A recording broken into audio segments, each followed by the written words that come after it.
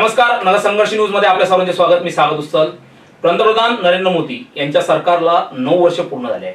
या 9 वर्षामध्ये नेमकं सरकारने सर्वसामान्य जनतेसाठी काय केलं, जनतेच्या मनामध्ये नेमकं चाललं तरी काय, त्याचबरोबर जनतेला येणाऱ्या समस्या या जाणून घेण्यासाठी केंद्राकडून टीम तयार करण्यात आलेली आहे आणि या टीम या प्रत्येक ठिकाणी जात आहे. त्याचबरोबर प्रत्येक माणसापर्यंत ते पोहोचण्याचा प्रयत्न करत आहे, प्रत्येक घटकापर्यंत पोहोचण्याचा प्रयत्न करत आहे आणि त्यांच्या समस्या या जाणून घेण्याचा प्रयत्न करत आहे. त्याचबरोबर सरकारने काय केलं हे सांगण्याचा प्रयत्न करत आहेत. असाच जर का आपण पाहिलं तर नगर तालुका कृषी उत्पन्न बाजार समितीमध्ये भुसार व्यापाऱ्यांची एक बैठक या समितीने घेतली आणि व्यापाऱ्यांच्या समस्या काय हे जाणून घेण्याचा प्रयत्न केला. त्याचबरोबर त्या समस्या जाणून घेतल्यानंतर या सर्व समस्या आम्ही केंद्रासमोर मांडू असे आश्वासने यावेळी त्यांनी दिले आहे.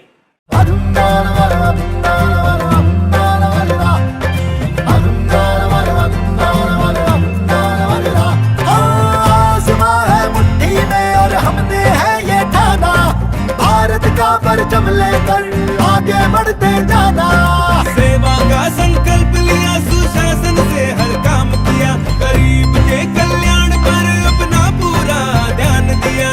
सोच सके ना कोई ऐसा हुआ है कमाल, नए भारत के 9 साल, नए भारत के 9 साल हुए, नए भारत के 9 साल, नए भारत के 9 साल. भूखा सोए न कोई कभी, हर घर तक फ्री राशन पहुंचाया, गरीब के सर पे अपनी छत हो उसका पक्का आवास बनाया. माँ की आंखों को मिली रोशनी, उज्ज्वला ने इतिहास बनाया, उज्ज्वला ने इतिहास बनाया. सबको अच्छा इलाज मिला जब आयुष्मान का कार्ड चलाया, आयुष्मान का कार्ड चलाया. गरीब की हर पीड़ा का रखा है ख्याल,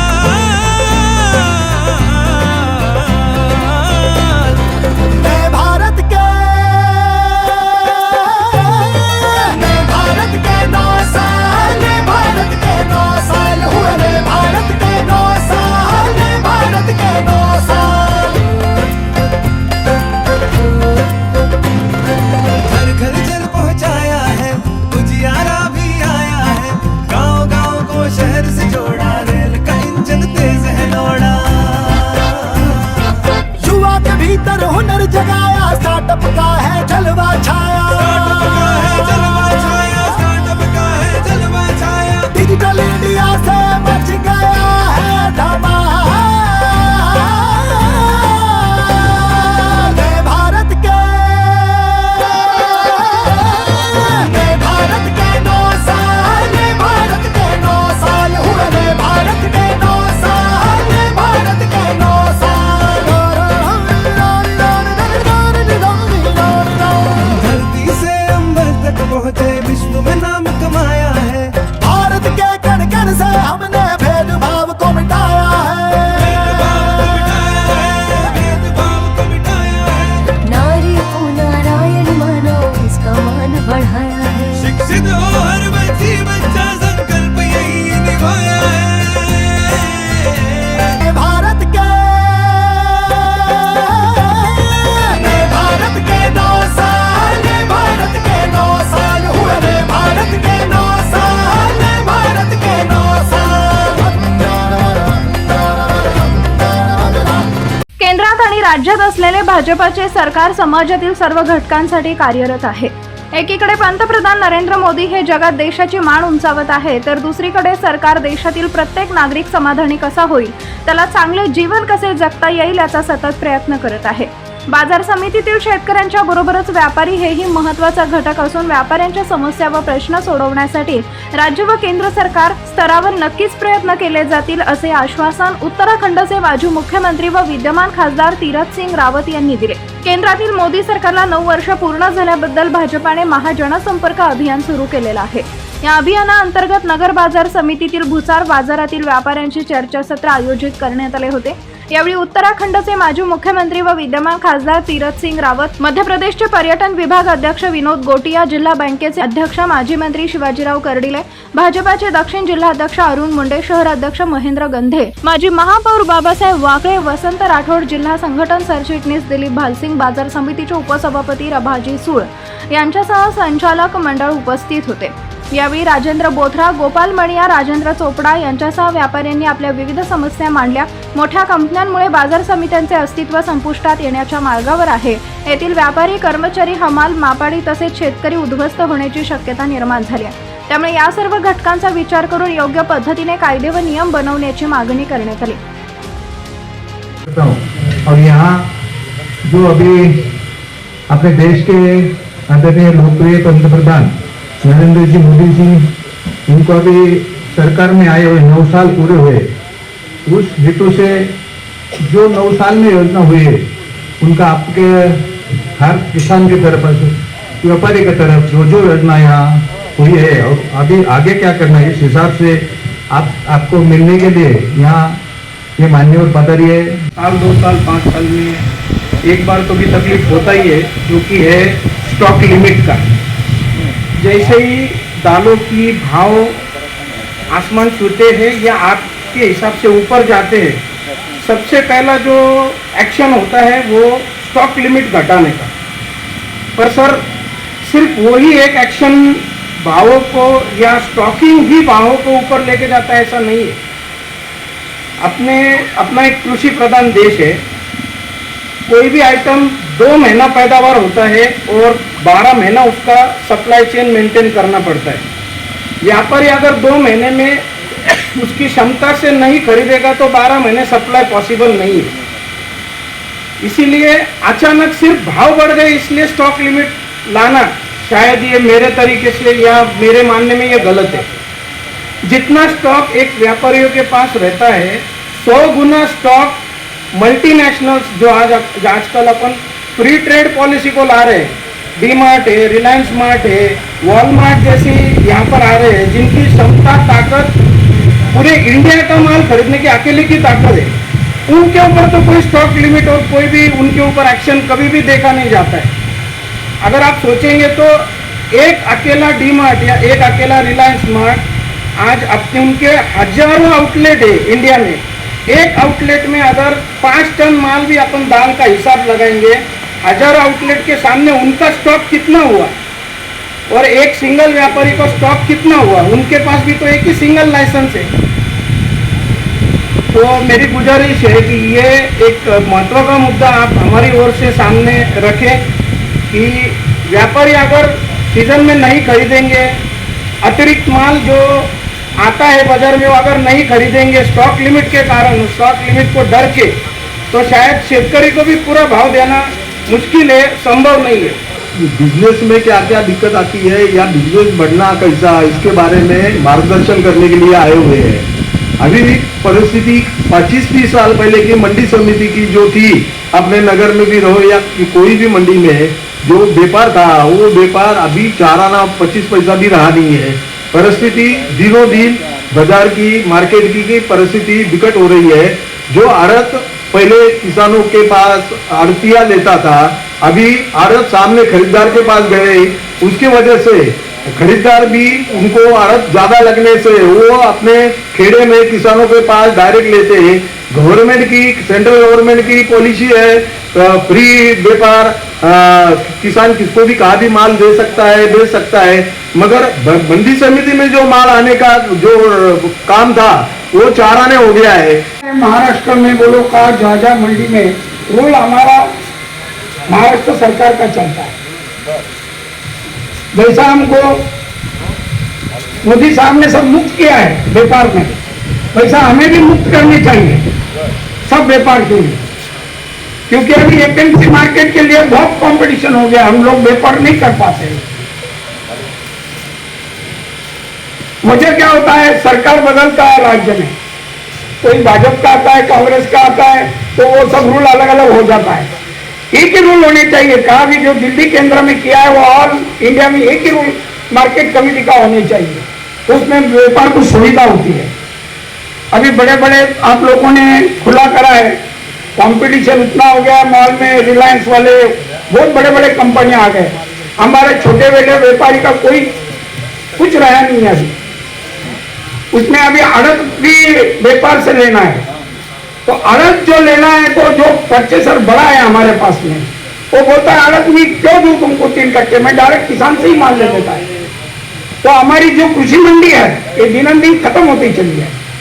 इसमें आप हमें सलाह दो कि ये व्यापार में हम क्या परिवर्तन कर सकते हैं, तो हमारा व्यापारी का भी विकास होएगा। जैसा मोदी सरकार सबका विकास कर रहे हैं, तो हमारा निवेदन है आपको कि हमारा व्यापारी को भी कुछ ऐसा सलाह दो कि व्यापार में क्या हमारा भी विकास हो। हमारे अहमदनगर जिला कोऑपरेटिव बैंक के अध्यक्ष माननीय शिवाजीराव कर्डिले जी, जो 25 साल से यहाँ पर एमएलए हैं, from last 25 years, and he was ex-minister in Maharashtra, and is a obedient BJP कार्यकर्ता। सबसे बड़ी बात, पहले मैं आपको इस मार्केट कमेटी की बताता हूँ। 20 साल से यहाँ पर जो मार्केट कमेटी है, जो हमारे आदरणीय शिवाजीराव कर्डिले इनके नेतृत्व में मार्गदर्शन में चल रही है, और 20 साल से पूरी टीम उनकी यहाँ पर काम कर रही है। सब व्यापारी को सहकार्य होता है। और सबसे पहली बात, कर्डिले साहब का एक स्वभाव है, उनको अगर कोई जाके मिला और व्यापारी ने उसकी अड़चन बोली, उनके सामने रखी, तो इमीडिएट उसका एक्शन होता है और उसको रिजल्ट मिलता है। ये सबसे बड़ी बात है। और अभी का जो चुन के आएला मंडल है बहुत ही अच्छा है, सरल स्वभावी है और व्यापारी से मिलजुल के काम करता है। यहाँ पर जो अभी अलग अलग व्यापारी ने उनकी बातें आपके सामने रखी, और सेंट्रल गवर्नमेंट और स्टेट गवर्नमेंट के अंदर जो एक्ट के अंदर जो तफावत है, जो गलतियां हैं, गलतियां हमारे हिसाब से व्यापारी की नजर में, वो क्यों बोल रहे हैं कि स्टेट गवर्नमेंट का एक्ट और सेंट्रल गवर्नमेंट का एक्ट में बहुत सी तुलनाएं होती नहीं है। अगर मोदी जी सरकार ने 9 साल में जो जो अच्छे निर्णय लिए और व्यापारी के हित में लिए, लेकिन जैसा अभी बताया गया कि बड़े बड़े कंपनियों को जो ओपन लाइसेंसिंग दिया गया, और उसके कारण इतने बड़े बड़े उद्योगपति है जिनका खुद का भांडवल हजारों करोड़ रुपया है। तो महाराष्ट्र के सभी मंडी में जो बड़े बड़े व्यापारी थे वो एकदम छोटे हो गए, उनका बिजनेस उनके सामने कुछ भी नहीं है। ये देश के अंदर जो 20-25 बड़े उद्योगपति हैं, उनके बिजनेस के सामने हमारे छोटे व्यापारी पूरे महाराष्ट्र में टिक भी नहीं सकते। जैसा अभी अड़द का मुद्दा रखा गया, और भी बहुत सारे मुद्दे हैं, इसके बारे में हम टिक नहीं सकते। और ये ओपन पॉलिसी में जो ये मार्केट कमेटी का माहौल है, गया 40 साल पहले जो था आज नहीं रहा। क्यों? यहाँ से बाहर जो छोटे छोटे गांव है, उस गांव में डायरेक्ट माल जाता है, शेतकरी का माल बोल के वो जो वहां पर जाता है बाहर ही उतारता है, बाहर ही उधर से व्यापार होता है।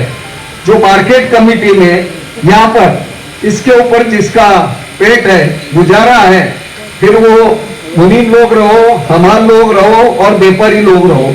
छोटे व्यापारी तो मर जाते हैं, सिर्फ दुकानदारी नाम के लिए चलाते हैं। यह हकीकत है। तो ये सच्चाई आपके सामने हम रख रहे हैं। और एक्ट जो है महाराष्ट्र का, आप थोड़ा उसके ऊपर गौर करके, महाराष्ट्र एपीएमसी के जो मेन चेयरमैन मिनिस्टर है और सेक्रेटेरिएट का जो काम देखते हैं, इनके साथ आप चर्चा करके उसके अंदर का अभ्यास करके व्यापारी के हित में आप निर्णय लेना चाहिए। यहाँ इसी हमारी सबके तरफ से मांग है। या सर्व समस्या समजून घेत खासदार तीरथसिंग रावत, मध्य प्रदेशचे पर्यटन विभाग अध्यक्ष विनोद गोटिया यांनी याबाबत राज्य सरकार तसेच केंद्र सरकारमधील संबंधित खात्यांच्या मंत्र्यांशी भेटून हे प्रश्न मार्गी लावण्याचे आश्वासन व्यापाऱ्यांना दिले। तसेच जीएसटी कर प्रणाली अधिक सुटसुटीत होण्यासाठी हा कायदा लागू झाल्यापासून अनेक बदल झालेले असून अजूनही आवश्यक त्या सुधारणा करण्यासाठी थेट केंद्रीय अर्थमंत्री निर्मला सीतारामन यांच्याशी चर्चा करण्याचंही आश्वासन त्यांनी दिले. हमें अभी विनोद जी ने पूर्ण रूप से आप सबको समझा बताया. आपकी कुछ समस्या है वो भी मैंने सुनी, हमारे सहयोगी उन्होंने नोट किया है. सब जानते हैं कि आज मोदी जी देश को किस ओर ले रहे हैं और ये हम सब लोगों के लिए गर्व की बात है. हम सब सौभाग्यशाली हैं कि जिन लोगों ने 50 से 55 वर्ष के अंदर इस देश के अंदर राज किया,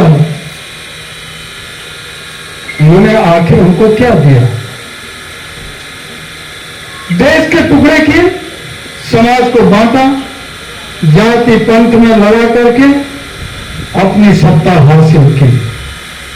गरीबों ने उठने नहीं दिया, गरीब गरीब बना रहे. जिस दिन ये पढ़ लिख जाएगा, ज्ञानवान हो जाएगा, मेरे वोट से चला जाएगा, मेरी सत्ता छिन जाएगी, यही उनका मकसद था. लेकिन आज आप सब लोगों के कृपा दृष्टि से वो कटघरे में खड़े हैं, सत्ता से बाहर हैं. आने वाले समय में न जाने कहां होंगे. आज ये परिदृश्य दिखाई दे रहा है पूरे देश का. मित्रों, बार बार हम कहते हैं हमारे सामने देश है, हमारे सामने राष्ट्र है. यदि राष्ट्र सुरक्षित है तो हम भी सुरक्षित हैं, या समाज सुरक्षित है. और देश ही सुरक्षित नहीं तो कहां से हम सुरक्षित होंगे? ये भाव यदि किसी के मन में है तो प्रधानमंत्री मोदी जी के जीवन में है. और इसी इच्छा शक्ति को लेकर के, इसी विचारधारा को लेकर के हम आगे बढ़ रहे हैं. और उसी का परिणाम है कि आज 18 करोड़ की सत्ता लेकर के Bharatiya Janata party number 1 party देश के अंदर नहीं तो विश्व के अंदर है. कभी चाइना की 8.5 करोड़ लेकर के कम्युनिस्ट पार्टी हुआ करती थी. आज भारतीय जनता पार्टी, और वही सत्ता में यदि मैं कहूं तो देश के प्रधानमंत्री मोदी जी आज पूरे देश में तो विश्व के सर्वमान्य नेता कहलाए जाते हैं. और विकास के कारण यह नया भारत दिखा है. और बार बार कहते हैं, हम नहीं कह रहे हैं, विश्व का अन्य देश भी कहता है. और वो सब आपके सामने है कि जब कभी भारत का प्रधानमंत्री पहले कभी विदेश में जाया करता था तो कोई पूछने वाला नहीं होता था, कोई रिसीव करने वाला नहीं होता था. एक सामान्य सेक्रेटरी आ गया तो आ गया, और भारत दयन बचा कहलाने. और भारत का प्रधानमंत्री, राष्ट्रपति पीछे पंक्ति में खड़ा दिखता था, कोई हाथ मिलाने को तैयार नहीं होता था. लेकिन आज प्रधानमंत्री मोदी यदि किसी देश के कोने में भी जाते हैं तो पलक बिछाए होते हैं. और यही नहीं तो वहां के कई देशों के राष्ट्राध्यक्ष प्रधानमंत्री नतमस्तक होते दिखते हैं. यह परिवर्तन आया है. आज इटली जो स्वास्थ्य में नंबर 1 था, 12-13 करोड़ की जनसंख्या वाला देश, लेकिन स्वास्थ्य में हमसे आगे, इकोनॉमिक में हमसे अमेरिका आगे. लेकिन कोविड के समय में सब बोल गए भारत 130 करोड़ आबादी का देश प्रधानमंत्री मोदी के नेतृत्व में नहीं किया. जहां हमारे पीपी किट नहीं हुआ करते थे, एक छोटा सा मास्क नहीं हुआ करता था, हम चाइना पर निर्भर होते थे, जापान से लाते थे. लेकिन आज प्रधानमंत्री मोदी जी ने उस कोविड के समय में उस दौर में भी दिखा दिया. अन्यों ने तो कहा, विपक्षियों ने कहा क्या होगा, क्या करेगा मोदी, लेकिन मोदी ने तो कर दिखलाया कि तुमसे भी घंटी बजाना और यही तो थाली बजाना भी तुमको सिखाया. यह नहीं तो उसी आत्मनिर्भर भारत के तहत भारत के अंदर अपना उद्यम खड़ा करते हुए आत्मनिर्भर भारत मास्क तैयार किया, सैनिटाइज तैयार किया, पीपी किट तैयार किया, और यही नहीं तो वैक्सीन तैयार किया और अपने देशवासियों को 100% नहीं लगाया तो बाहर के देशों को भेजना शुरू किया. इस तरह का काम प्रधानमंत्री मोदी जी, और उसी के कारण आज विपक्षी एकजुट हो रहे हैं. केवल प्रधानमंत्री मोदी जी के डर से, भय से कि कहीं भी कोई इस प्रकार के वो लोग जो लोगों ने देश को लूटा घुसोटा भ्रष्टाचार आखंड में देश को डुबोने का काम किया, वो डरे हैं, घबराए हैं।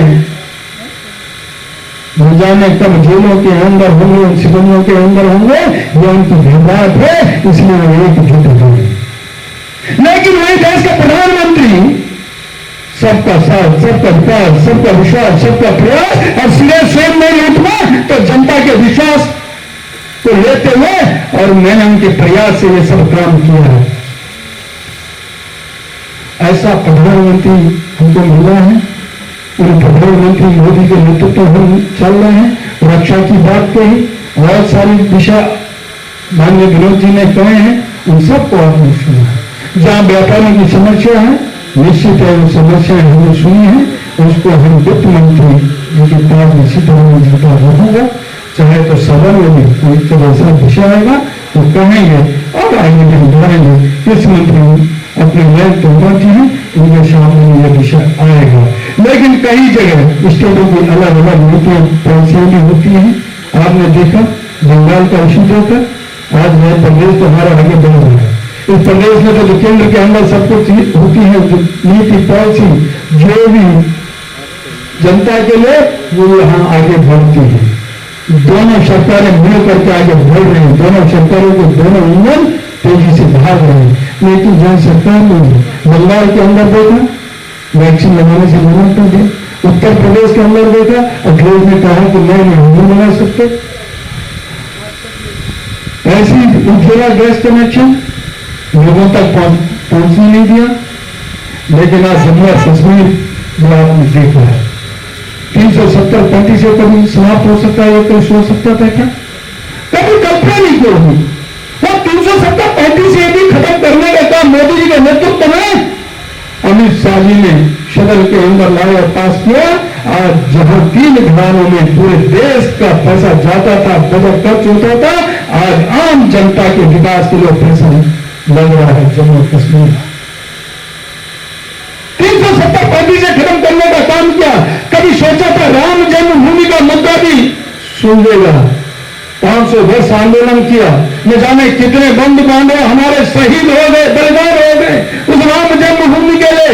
लेकिन मोदी जी की दृढ़ इच्छा शक्ति जिस तरह से उन्होंने तेजी लाए हैं, सुप्रीम कोर्ट ने डिसीजन दिया, मोदी जी ने ट्रस्ट बनाया, मोदी जी उसको आगे बढ़ा रहे हैं। देश और दुनिया का सबसे बड़ा स्टेचू और पूरी जनता वहां देखने को अभी से लाइट होने आ रही है।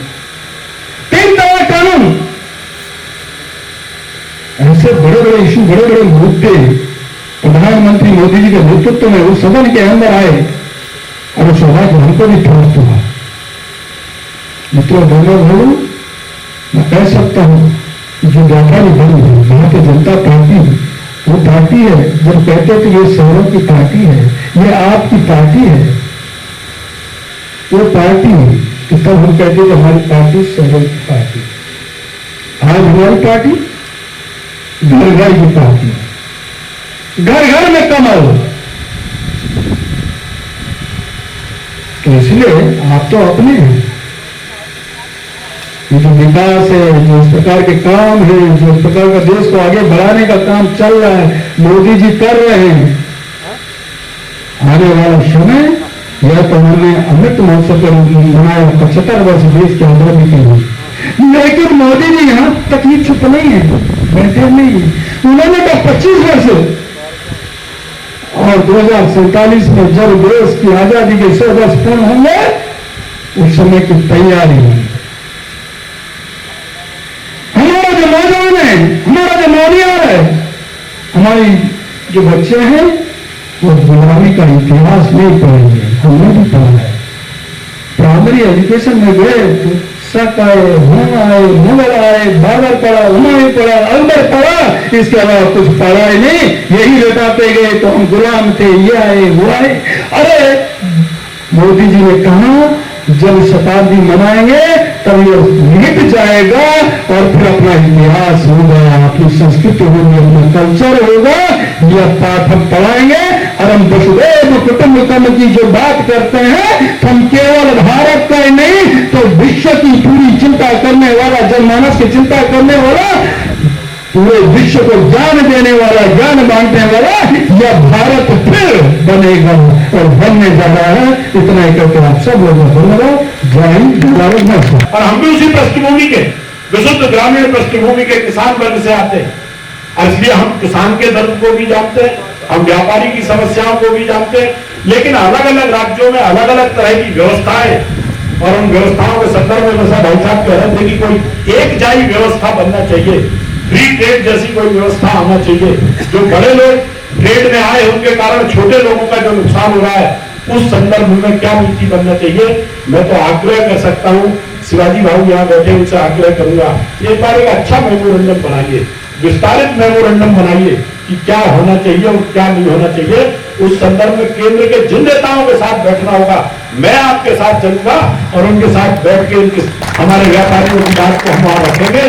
मैं समझता हूं कि देखिए 30 तारीख को मोदी जी के सरकार के 9 वर्ष पूरे हुए हैं और हमने तय किया है कि जवाबदेही की राजनीति के तहत जिस जनता ने हमने विश्वास व्यक्त किया है, जिनने भरोसा करके हमको वोट दिया था, हम प्रत्येक दरवाजे तक जाएंगे और उनको बताने का काम करेंगे कि हमारी सरकार ने 9 वर्षों में देश को कहां से कहां पहुंचाने का काम किया है। और एक तरीके से भारतीय जनता पार्टी का प्रत्येक कार्यकर्ता, बूथ स्तर तक का कार्यकर्ता, मुख्यमंत्री और सारे लोग मिलके सड़कों के ऊपर हैं, लोगों के घरों में जा रहे हैं, संपर्क अभियान चला रहे हैं, प्रमुख लोगों के घरों में जाके मिल रहे हैं, व्यापारी मित्रों से मिल रहे हैं, किसान मित्रों के समूह से मिल रहे हैं। जितना हो सकता है समाज के वर्ग के बीच में जाके सरकार की उपलब्धियां जवाबदेही की राजनीति के तहत पूरी कर रहे हैं और उनको बता रहे हैं कि हमने 9 साल में जो किया है और आगे भविष्य में जो करने वाले हैं, उन सब चीज़ों की जानकारी देने का देशाचे पंतप्रधान नरेंद्र मोदी साहेबांचे 9 वर्षाचा कार्यकाळ 30 जूनला पूर्ण होतोय.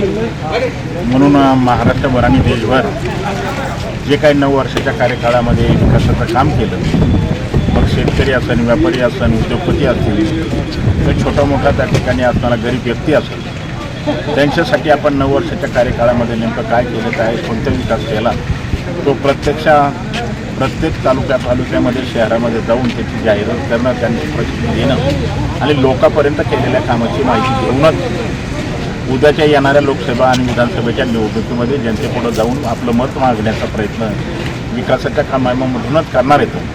म्हणून आज उत्तराखंडचे माजी मुख्यमंत्री आणि मध्य प्रदेशचे जे आता नेते, हे दोन्ही मंडळी आज नगर जिल्ह्याचे प्रतोद म्हणून त्यांची नियुक्ती केली आणि नगर जिल्ह्यामध्ये येऊन ते प्रत्येक व्यापारी वर्ग असेल, डॉक्टर असतील, वकील असतील, इंजिनियर असतील, आपले असणारे त्या ठिकाणी महाराज मंडळी असेल, शेतकरी असेल, यांच्याशी प्रत्यक्ष भेटणं, संवाद साधणं, त्यांच्याशी चर्चा करणं आणि चर्चेतून जे काही प्रश्न असतील, अडचणी असतील, ते राज्य सरकारच्या असतील, केंद्र सरकारच्या असतील, त्यांच्या कानावर घालून त्याला त्या ठिकाणी मार्ग काढण्याचा प्रयत्न हे दोन्ही व्यक्ती आपल्याला करणार आहेत. म्हणून आज नगर शहराच्या व्यापाऱ्याची आपण 4 वाजता मीटिंग आयोजित केली आणि व्यापाऱ्यांनी आज जे प्रश्न असतील ते त्यांच्या मांडण्याचा प्रयत्न केला. त्या राज्याचे मुख्यमंत्री, उपमुख्यमंत्री, देशाचे पंतप्रधान यांच्या कानावर घालून ते प्रश्न मार्गी लावण्याचा प्रयत्न निश्चितपणे त्या ठिकाणी करतील अशी अपेक्षा निश्चितपणे वाटते. कार्यक्रमाचे सूत्रसंचालन दिलीप भालसिंग यांनी केले, तर महेंद्र गंधे यांनी आभार मानले. जिल्ह्यातल्या महत्त्वाच्या बातम्या जाणून घेण्यासाठी आजच आपल्या आवडत्या नगर संघर्ष न्यूज सबस्क्राईब करा व त्या शेजारील बेल आयकॉनला क्लिक करा व इंस्टाग्राम व शेअर चॅटला फॉलो करा.